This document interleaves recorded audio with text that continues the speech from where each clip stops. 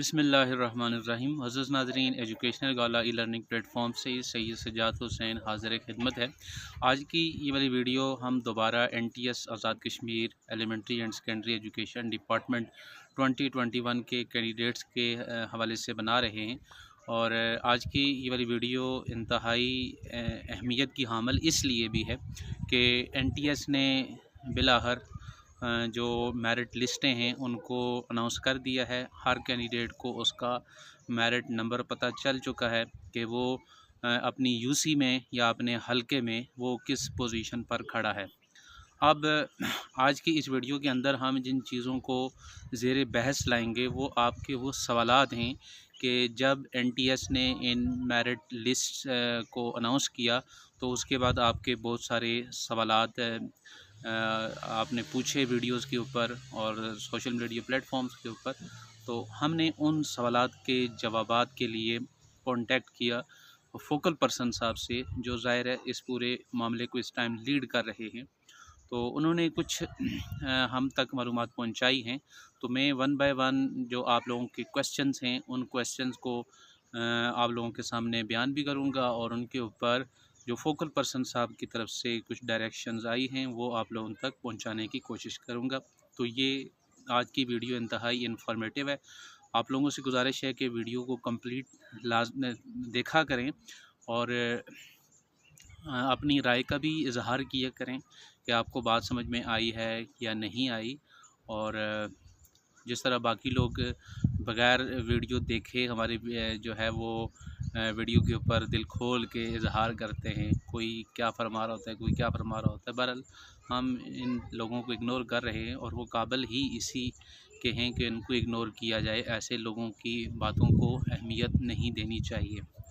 तो आते हैं सबसे पहले सवाल की तरफ, और जो बहुत ज़्यादा पूछा गया वो सवाल ये था, क्या जो मेरिट नंबर जारी किया गया है ये मेल और फीमेल का अलग है या एक ही यूसी में मेल और फीमेल को अलग किए बगैर एक ही सीरियल नंबर में रख के उनको उस हिसाब से उनके मेरिट नंबर जारी किए गए हैं। तो इसका जवाब ये है, याद रखें एक बुनियादी नुक्ता उसको समझने की ज़रूरत है, वो ये है कि Azad Jammu and Kashmir elementary and secondary education department में मेल और फीमेल इसमें अलग जो है वो लेयर्स मौजूद हैं। अगर आप डायरेक्टरेट लेवल तक जाएं तो आप देखेंगे कि मेल का जो डिस्ट्रिक्ट एजुकेशन ऑफिसर है वो अलग होता है, फ़ीमेल का अलग है। इसी तरह अगर डिवीज़नल डायरेक्टर्स की बात की जाए वो भी अलग हैं। इसी तरह DPI की बात की जाए तो वो भी उनकी अलग हैं, नस्वां की अलग होती है, मर्दाना की अलग होती है। तो इस हिसाब से जो पोस्टें हैं वो भी अलग अलग जो है वो मेंशन की होती हैं। और अगर आपने NTS के इश्तिहार को गौर से पढ़ा हो, देखा हो, उसमें कॉलम बने हुए थे ज़नाना और मर्दाना। तो जब इतनी ज़्यादा चीज़ों को सिंथेसाइज़ करके आप लोगों के सामने बयान किया गया है तो ये बात आप लोगों को क्लियर हो जानी चाहिए कि जो भी आप लोगों को मेरिट नंबर इशू किया गया है वो मेल और फीमेल का अलग है। यानी एक ही यूसी के अंदर जो मेल हैं उनका अलग जो है वो उनकी सीरियल जो है वो लिस्ट वो जारी की जाएगी और फीमेल की अलग होगी। यानी इसमें कंबाइन नहीं है कि एक ही यूसी के अंदर मेल और फीमेल को इकट्ठा कर दिया जाए, ऐसा नहीं है, बल्कि इसको अलग अलग रखा गया है। तो ये सबसे पहला जो इम्पोर्टेंट क्वेश्चन था जिसको बहुत ज़्यादा पूछा गया, क्या ये जुदा हैं या एक दूसरे के साथ जो है वो इनको कंबाइन किया गया है।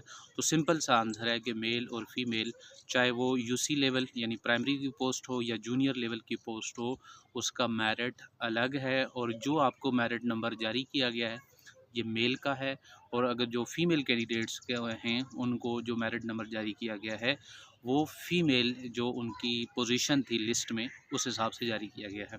तो ये सबसे पहली कन्फ्यूजन जिसका हमने आपको सलूशन बताया। अब आते हैं दूसरे क्वेश्चन की जानिब। दूसरा क्वेश्चन ये है कि जब टेस्ट आया तो हमारा जो एग्रीगेट था वो इतना था, मेरे पड़ोसी का इतना था, मेरी खालाजाद का इतना था, और बाकी हमने पूरे हलके में पता किया और किसी के हमसे ज़्यादा नंबर नहीं थे। इसी तरह हमने यूसी में पता किया और हमसे किसी के ज़्यादा नंबर नहीं थे। अब जो है वो मेरे इतने नंबर थे तो मैं मेरिट नंबर पे इतने पे हूँ। ये सारी हमारी क्या सराहियाँ हैं, ये बात याद रखें कि यूसी और हल्का, ये बात अंडरस्टूड है कि हम तमाम लोगों को नहीं जानते, या अगर हम उस हवाले से लोगों तक रसाई हासिल भी कर लें तो फिर भी हमारी मालूमात के अंदर कोई गैप ज़रूर जो है वो रह जाता है, जिसकी वजह से बहुत सारे ऐसे लोग हैं जो सोशल मीडिया यूज़ नहीं करते, वो शायद आपसे मिलते ना हों, या उनको इस हवाले से आप जानते ना हों। तो ये लोग मौजूद होते हैं और ये छुपे रुस्तम हर जगह पाए जाते हैं। तो इस हिसाब से अक्सर लोग परेशान हैं जी, ऐसा कैसे मुमकिन है कि हमारे दरमियान इतने जो है वो लोग आ जाएँ, तो ये आ सकते हैं। तो इस वाले से यूसी में लोग मौजूद होते हैं, हल्का में लोग मौजूद होते हैं और वो आपके उस मेरिट के अंदर फ़ॉल कर सकते हैं। तो ये एक तो आप लोगों को तसल्ली रखनी चाहिए।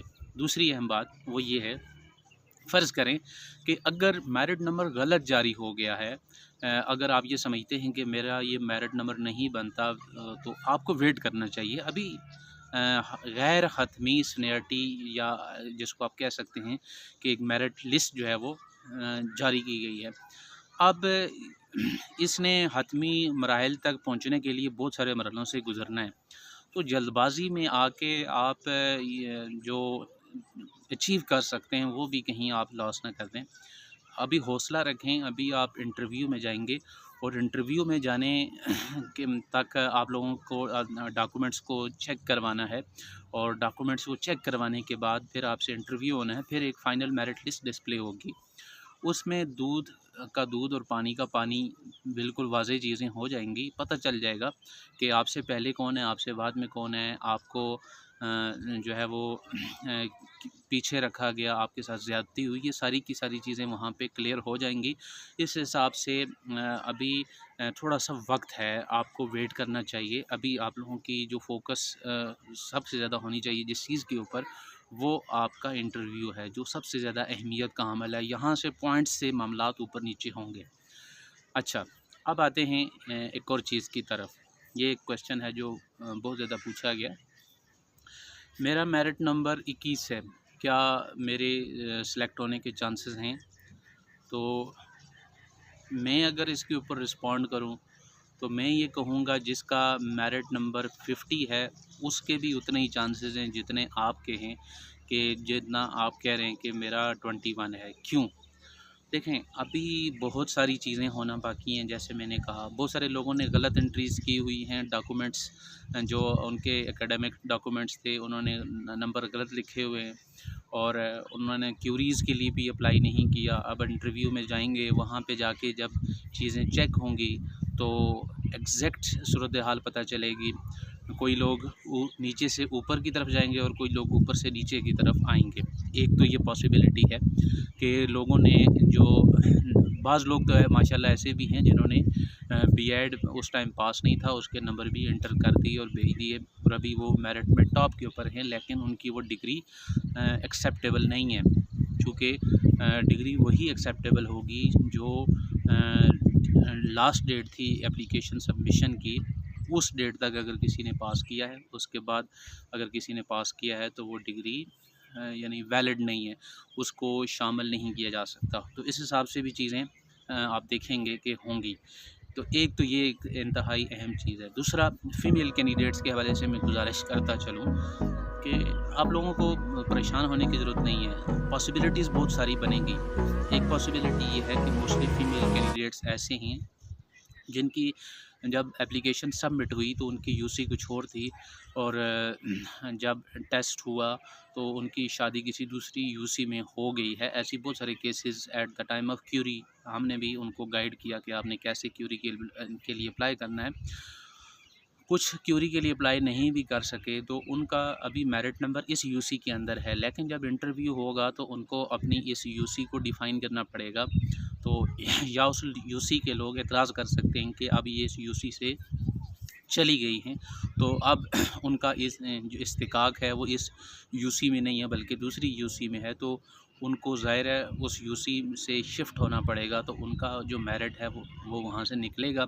तो अल्टीमेटली जो पीछे आदमी मौजूद है उसको इसका एडवांटेज मिलेगा। इसी तरह और बहुत सारी पॉसिबिलिटीज़ हैं जो हो सकती हैं। अक्सर लोग जो है वो शोल मेले के लिए टेस्ट में शामिल होते हैं और इंटरव्यू के टाइम पे वो पहले तो जाते भी नहीं हैं, अगर चले भी जाएं तो एक एक्सपीरियंस गेन करने जाते हैं, शोल मेले के लिए भी जाते हैं। तो ऐसे लोगों को वहाँ पर देख लिया जाता है। तो वो लोग भी आपके रास्ते में रुकावट नहीं बन सकते क्योंकि वो सीरियस भी नहीं हैं। तो जो लोग सीरियस हैं वो जिस पोजीशन के ऊपर भी खड़े हैं तो उनके लिए चांसेस हैं।